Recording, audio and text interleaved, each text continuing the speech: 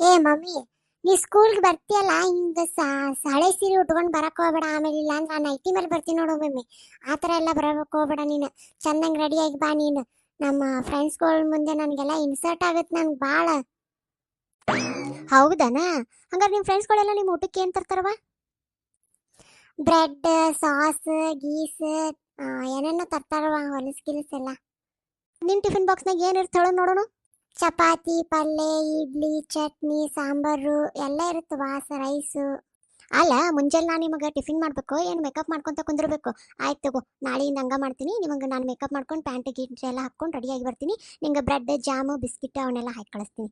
ಏನು? ಏ ಯವ್ವ, ಬೇಡ ಯವ್ವ, ನಿಂಗೆ ಹೆಂಗೆ ಬೇಕಾದಂಗ ಬಾ. ಟಿಫಿನ್ ಮಾತ್ರ ಚಲೋ ತಂಗ್ ಮಾಡಿ ಹಾಕಿ, ನಮಗೆ ಸಾಕಷ್ಟ. ನೀ ಹೆಂಗಾರ ಬಾ ಏನು. ಆಯ್ತಾಯ್ತು, ಚಂದಂಗೆ ಟಿಫಿನ್ ಎಲ್ಲ ಚಂದಂಗೆ ತಿಂದು ಬಾ.